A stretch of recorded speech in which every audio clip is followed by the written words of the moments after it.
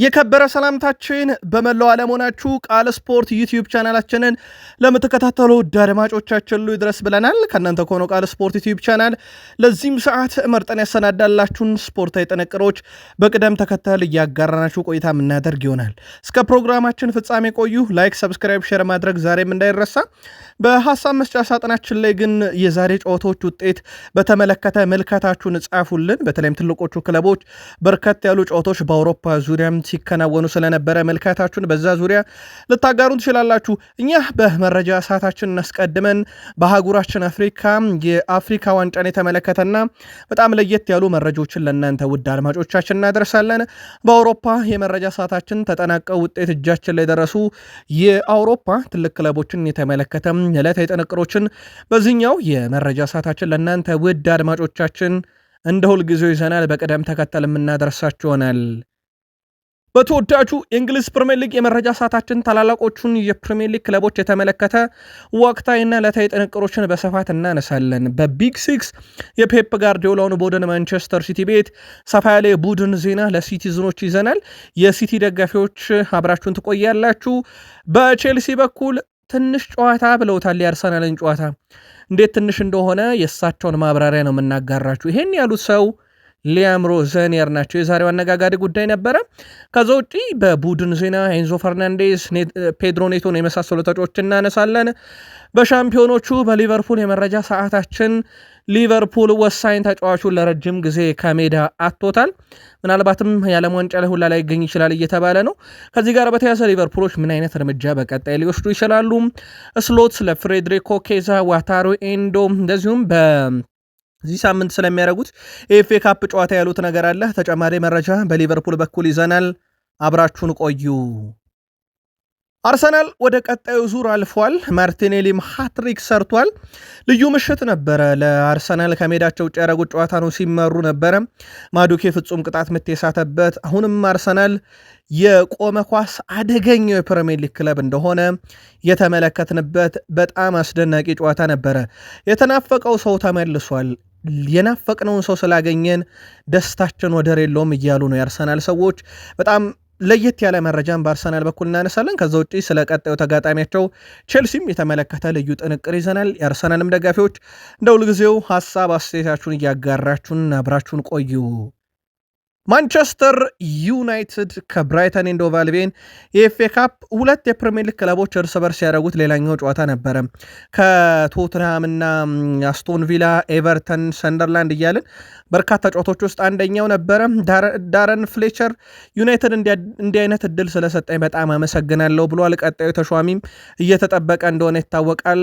የዩናይትድ ሌጀንድም በጉዳዩ ላይ የሚለው ነገር አለ። ከማንቸስተር ዩናይትድ እና ከብራይተን ጨዋታ ጋር ማያይዘን ሰፊ ጥንቅር ይዘናል። አብራችሁን ቆዩ። ላይክ፣ ሰብስክራይብ፣ ሼር ማድረግ እንዳይረሳ። ለሀሳብ አስተያየታችሁ አመስጋኝ ነን። ከቃል ስፖርት ዩቲዩብ ቻናል እኔ ቃል ነኝ። አብራችሁን ቆዩ። በአፍሪካ ዋንጫ አዲስ ሪከርድ ተመዝግቧል። በአዲስ ቴክኖሎጂዎችና በደጋፊዎች ታጅቦ ወደ ፍጻሜ የተቃረበው የአፍሪካ ዋንጫ አዲስ ሪከርድ አስመዝግቧል። የሞሮኮ አፍሪካ ዋንጫም ተመልካች ቁጥር 3 ተጠባቂ ፍልሚያዎች እየቀሩት ሪከርዱን ሰብሮታል። የሞሮኮ አፍሪካ ዋንጫ እስካሁን 1,116,959 ተመልካች በስቴዲየም ተገኝተው ታደመውታል። ቀጣይ ደግሞ ግብፅ ከሴኔጋል፣ ሞሮኮ ከናይጄሪያ ለፍጻሜ ለማለፍ የሚደረጉ መርሃ ግብሮች ላይ በርካታ ተመልካቾች በስቴዲየም ተገኝተው ይመለከታሉ ተብሎ ይጠበቃል። ቁጥሩ ከዚህ ላቅ ያለም ይላል ተብሎ ይጠበቃል። በሞሮኮ አፍሪካ ዋንጫም ጥሩ ጉዞ እያደረገች የምትገኘው ናይጄሪያ ብሔራዊ ቡድን ዳገስ ያለ ሽልማት ቃል ተገብቶላታል። አበል አልተከፈለንም ብለው አልጫወቱም ላሉት ሰው እንደገና ቃል ተገብቷል። ናይጄሪያ ባለ ሀብት አልሂጂ አብዱል ሳማድ ለብሔራዊ ቡድኑ ከፍተኛ የጉርሻ ሽልማት ቃል ገብተዋል። ቡድኑ ሞሮኮን ካሸነፈ $500,000፣ ቡድኑ በሞሮኮ ላይ ጎል ላስቆጠረ ለእያንዳንዱ $50,000 ቃል መግባታቸውን የናይጄሪያ መገናኛ ብዙሃን አረጋግጧል። በተጨማሪም ቡድኑ ለፍጻሜ ካለፈ የዋንጫ ባለቤት ከሆኑ $1 ሚሊዮን የፍጻሜ ግብ አስቆጣሪ $100,000 ለመሸለም ተዘጋጅቻለሁ ብሏል። ባለሀብቱ አልሃጂ ሳማድ የተጣራ $7.6 ቢሊዮን ባለሀብት ላይ ናቸውና ከሀብታቸው ላይ በማንኪያ ዘግኖ የመስጠት ያከለ ቢሆንም በሽልማት ደረጃ ግን ካየነው እጅግ በጣም የተጋነነ ትልቅ የሚባል ሽልማት ነው። በአንድ አፍሪካ ዋንጫ ውድድር ብዙ ግቦችን የማስቆጠር ታሪክ ያላቸው ብሔራዊ ቡድን ኮት ዲቫር ናት እስካሁን። ይህም 2008 በፈረንጆች አቆጣጠር 16 ግብ በውድድሩ አስቆጠረ ነበረ። ዛምቢያ 1996 ላይ 15 ግብ፣ ግብፅ 2008 እንደገና መልሳ ግብፅ 2010 ላይ 15 አስቆጠረ ነበረ። 14 ያስቆጠሩት ዲሞክራቲክ ኮንጎ 1974፣ ሞሮኮ 2004፣ ካሜሮን 2008 መልሳ ካሜሮን 2021። አሁን እዛ ክብር ላይ የደረሰች ሀገር ናይጄሪያ ሆናለች። 14ተኛ ግቧን በዚህ ሳምንት አስቆጠረች። በእርግጥ ናይጄሪያ እስከ ፍጻሜ መድረስም ከቻለች ደግሞ የግቡ መጠን ከፍ ይላል። በግማሽ ፍጻሜ ግብ ካስቆጠረች ያው በሪካርድ ደረጃ 15 ትገባና ከነ ግብፅ ከነ ዛምቢያ ትጋራለች። ሁለት ካስቆጠረች የኮት ዲቫርና ናይጄሪያ 2 ጎል በቀጣይ ጨዋታ ላይ የምታስቆጠር ከሆነ በአንድ የአፍሪካ ዋንጫ ውድድር በርካታ ገቢ ያስቆጠረች ሌላኛዋ ብሔራዊ ቡድን ትሆናለች። ሪያድ ማህሬዝ ለሀገሩ የመጨረሻ አፍሪካ ዋንጫውን አከናውኗል። ማህሬዝ በአልጄሪያ ቤት 98 ጨዋታ 37 ግቦች 36 አሲስት 2019 አፍሪካ ዋንጫ ሻምፒዮን የአልጄሪያ ብሔራዊ ቡድን ጋር ከዚህ በኋላ በአፍሪካ ዋንጫ አይጫወትም። የመጨረሻ የአፍሪካ ዋንጫ ነው ማለቱ የሚዘነጋ አይደለም። በሌላ በኩል የአፍሪካ ጉዳይ የምናነሰው የዲሞክራቲክ ኮንጎ ደጋፊ ሽልማት ተበርክቶለታል። በሞሮኮ አፍሪካ ዋንጫ ትኩረት ከሳቡ ትዕይንት መካከል ዲሞክራቲክ ኮንጎ ሉሙምባ ነው። ሀገራዊ ድጋፍ ቀዳሚ ነበር። እሱም ደጋፊው በአፍሪካ ዋንጫ ላሳየው ሀገራዊና ታሪካዊ ድጋፍ የሀገሪቱ ፕሬዚዳንት እውቅና በመስጠት ሽልማት ተበርክቶለታል። የሀገሪቱ መገናኛ ብዙሃን እንደዘገቡትም ሚሼል ኩካ የመኪና ሽልማት እንደተሰጠው ተረጋግጧል። ሉሙምባ ሙሉ ጨዋታ ተሸፍኖ በአፍሪካ ዋንጫውም እንዲቆይና ጨዋታውን ሙሉ ተሸፍኖለት ማለት ነው፣ ሙሉ ክፍያው በአፍሪካ ዋንጫ እንዲቆይና ጨዋታዎችን እንዲታደም ጥያቄ ቢቀርብለትም ከብሔራዊ ቡድኑ ጋር በክብር መመለስን በስተመጨረሻ ምርጫ አድርጓል። በኋላም ላይ አገሩ ሲገባ ጽድት ያለች መኪና በሽልማት መልክ ፕሬዝዳንቱ አበርክተውለታል። ከእኔ በላይ የአፍሪካ ዋንጫን ማሸነፍ የሚፈልግ የለም ብሏል ሳላ። በምሽት የአፍሪካ ዋንጫም የጨዋታው ኮከብ ተብሎ የተመረጠው ሳላ የአፍሪካ ዋንጫ የማሸነፍ ከፍተኛ ፍላጎት እንዳለው ተናግሯል። በእግር ኳስ ሕይወቱ ሁሉንም ዋንጫዎች እንዳሸነፈ የሚናገረው ሳላ የአፍሪካ ዋንጫ ብቻ ይቀረኛል ይላል። በግብፅ ከኔ የበለጠ ይህንን ዋንጫ ማሸነፍ የሚፈልግ አሁን ላይ ያለ ሰው አይመስለኝም ብሏል ሳላ። የቡድን ስብስቡን የሚያደንቀው ከዚህ ቀደም ያልነበረ ልዩ ስብስብ በመሆኑ ነው ሲል ተደምጧል። ሜዳ ላይም ሆነ ከሜዳ ውጭ ይህ ህብረት ፍጹም የተለየ ነው ብሏል። እናም ሳላህ በእግር ኳስ ሕይወቴ ቀረኝ የምለውን የአፍሪካ ዋንጫ ማንሳት ሻለው ከኔ በላይ ፍላጎት ያለው በዚህ ሰዓት የለም እያለ ይገኛል። እንግዲህ በቀጣይም ትልቅ መርሃ ግብር ይጠብቀዋል። ውድ ቤተሰቦቻችን ወደ አውሮፓ መረጃችን እንሻገር። ተጠናቀው ውጤት እጃችን ላይ የደረሱ የተወሰኑ ጨዋታዎች አሉ። ለአብነት ያክል በስፔን ላሊጋ ሪዮ ቫልካኖ ከማሎርካ ጋር ያገሩ ጨዋታ ውጤት እጃችን ላይ ደርሷል። ሪዮ ቫልካኖ 2-1 በሆነ ውጤት ድል አድርጓል። አራተኛው ደቂቃ ላይ ዲፌርቶስ እንዲሁም 42ኛው ደቂቃ ላይ ፓላዦን አስቆጥረዋል ሁለቱን የማሸነፊያ ግቦች። ብቸኛዋን ግብ ለማሎርካም ሚሪክ ነበረ 30ኛው ደቂቃ ላይ ማስቆጠር የቻለው፣ ግን ከዚህ በላይ ግብ ማግኘት አልቻሉም ነበረም። ሌላኛው በስፔን የነበረ የመርሃ ግብር በአቻ ውጤት የተጠናቀቀው በሌቫንቴና በኢስፓኞል መካከል የነበረ ጨዋታ ነው። ጨዋታው 1-1 በሆናቸው ውጤት ነው የተጠናቀቀው። በኢስፓኞል በኩል ሮሜሮ 53ኛው ደቂቃ ላይ መሪ ያደረጋቸው ለባለሜዳው ሌቫንቴ ሎሻድ ከ2 ደቂቃ በኋላ 55ኛው ደቂቃ ላይ አቻ አድርጓቸው ጨዋታው እንደዚሁ 1-1 በሆነ ያቻ ውጤት ነበረ መጠናቀቅ የቻለው። በጣሊያን ሴሪ ሲጠበቁ ከነበሩ ጨዋታዎች ውስጥ የኤስ ሚላን ጨዋታ በትልቁ ይጠቀሳል። ኤስ ሚላን በጣም ወሳኝ ነጥብ ነው የጣለው። ያውም በፕሪሚየር ሊጉ በሴሪው በጣም ደካማ በሆነው ቡድን ፊዮረንቲና ጭምር ነው ነጥብ የጣለው። ጨዋታው 1-1 በሆናቸው ውጤት ተጠናቀቀ። ፊዮረንቲኖች 66ኛው ደቂቃ ላይ ኮሞዞ ግብ አስቆጥሮ ይመሩ ነበረ። እንዳልኳችሁ እንደውም ፊዮረንቲና 53 በመቶ የኳስ ብልጫውላ ነበረው።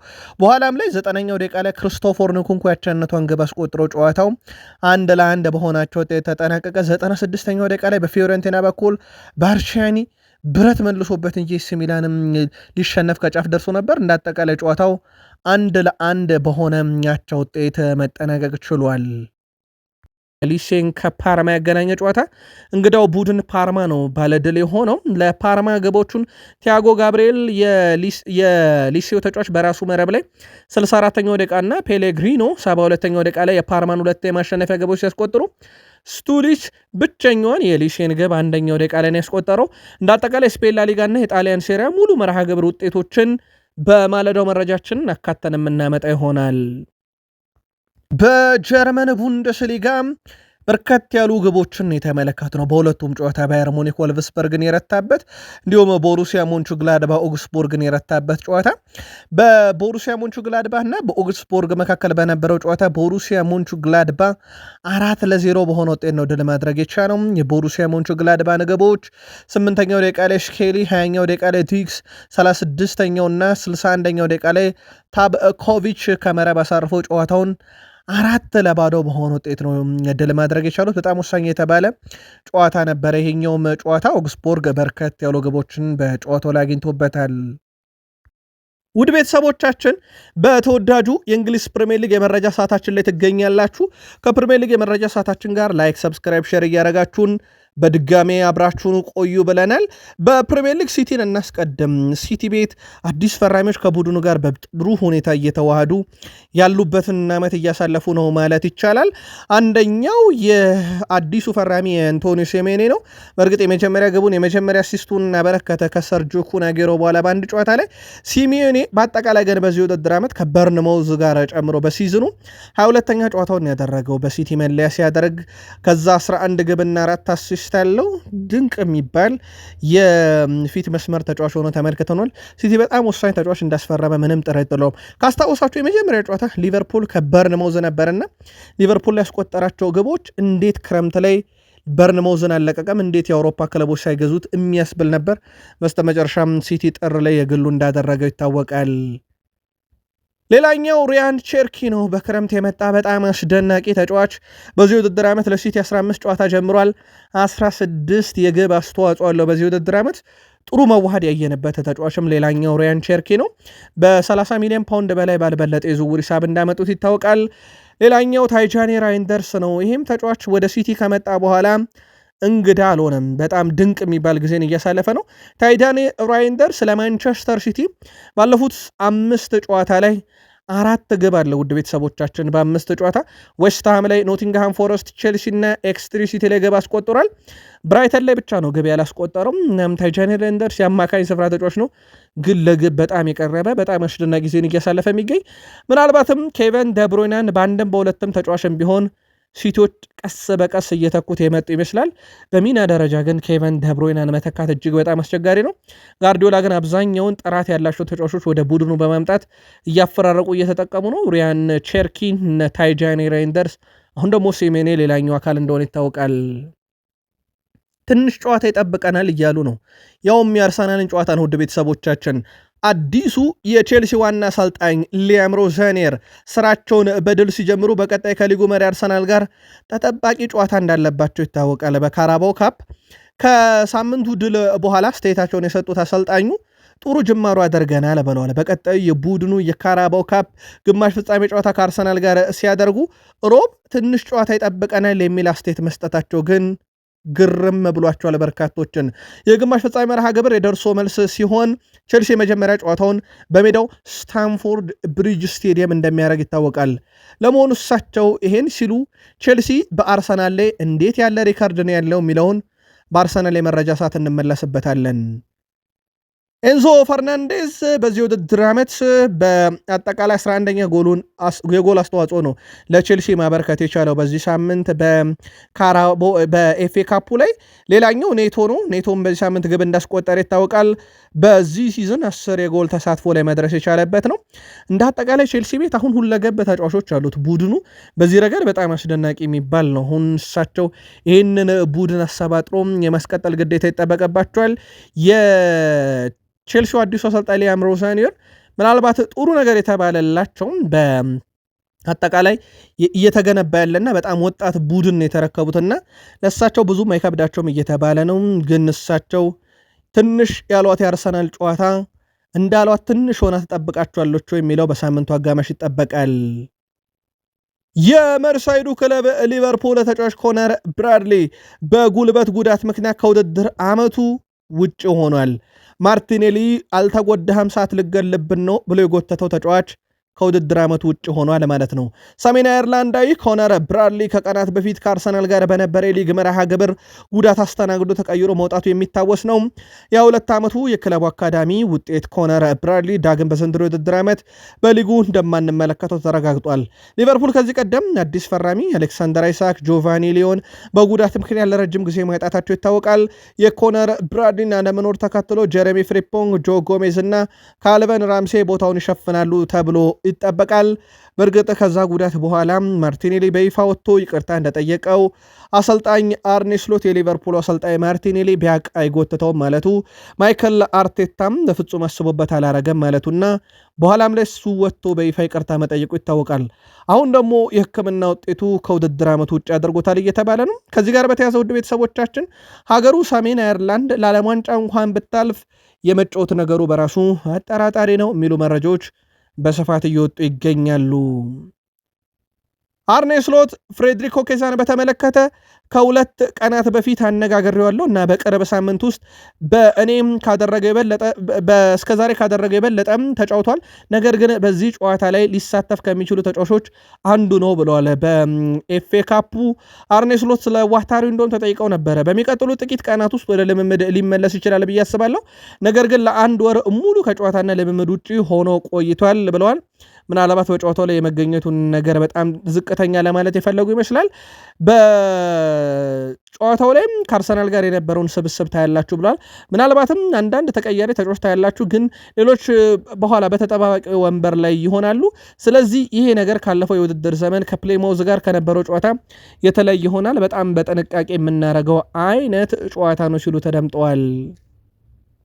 አርኔ ስሎት በእንግሊዝ ኤፍኤ ካፕ ዋንጫም ያላቸውን አመለካከት ሲገልጹ ባለፈው የውድድር ዓመት አንዳንድ ተጫዋቾች እረፍት እንዲያገኙ መወሰናቸውን አስረድተው ነገር ግን ይህ ላይደገም ይችላል ብለዋል። ምክንያቱም ማምና ዋንጫውን ማሸነፍ እንፈልግ ነበር፣ ካለብን የጨዋታ መደራረብ ነበር ያንን ያደረግነው ብለዋል። ስሎት አክለውም አሁን በሊግ ካፕ ውድድር ላይ የለንም። የእንግሊዝ ኤፍኤ ካፕ ለእኛ በጣም አስፈላጊ ውድድር ነው፣ ነገር ግን አንዳንድ ጊዜ በውድድር ዓመቱ የሊግ ካፕ፣ የአውሮፓ ሻምፒዮንስ ሊግ እና የፕሪሚየር ሊጉን በአንድ ላይ ስለምንወዳደር የተወሰኑ ውሳኔዎችን ማድረግ ያስፈልገናል። በእርግጥ ካራባው ካፕ ላይ ስለሌለን ትኩረት አድርገን እዚህ ጨዋታ ላይም እንጫወታለን ሲሉ ተደምጧል። በቀጣይነት እንግዲህ የሊቨርፑልና የባርንስሌይን ጨዋታ በተመለከተ በቃል ስፖርት ዩቲዩብ ቻናላችን በቀጣይ መረጃም ሰዓታችን እንደማለት ነው ሰፊ ሽፋን የምንሰጠ ይሆናል። የሰሜን ለንደኑ ክለብ አርሰናል በኤፍኤ ካፕ መርሃ ግብር ፖርትስማውዝን 4-1 በመርታት ወደ ቀጣዩ ዙር ማለፋቸውን ያረጋግጠዋል። በጨዋታው ላይ ግብ በማስቆጠር ረገድ ፖርትስማውዞች ቀዳሚ ነበሩ። ቢሾፕ 3ኛው ደቂቃ ላይ ግብ አስቆጥሮ አርሰናልን 1-0 መሩ። በኋላም ላይ ግን 8ኛው ደቂቃ ላይ ዱዚል ራሱ ላይ ያስቆጠረላቸው፣ 25ኛው ደቂቃ፣ 51ኛው ደቂቃ እና 72ኛው ደቂቃ ላይ ጋብርኤል ማርቲኔሊ 3 ግቦችን አስቆጥሮ ሃትሪክ ሲሰራ ኑኖ ማዱኬ 43ኛው ደቂቃ ላይ ያገኛትን ፍጹም ቅጣት ምት አምክኗታል። ወደ ግብነት ሳይቀይራት ቀረ። መድፈኞቹ በጨዋታው 3 ጎሎችን ከማዕዘን ምት ነው ያስቆጠሩት። አርሰናል በቆመ ኳስ ላይ አደገኛው ቡድን መሆኑን ዳግም አስመስክሯል።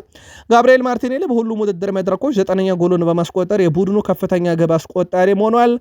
ሃትሪክ መስራት የቻለው ጋብርኤል ማርቲኔሊም የጨዋታው ኮከብ ተብሎ እንደዚሁ መመረጥ የቻለበትም ነበረ። አርሰናል በዚህ ሲዝን በሁሉም የውድድር መድረኮች 31 ጨዋታ 24 አሸነፈ፣ 5 አቻ፣ 2 ሽንፈት።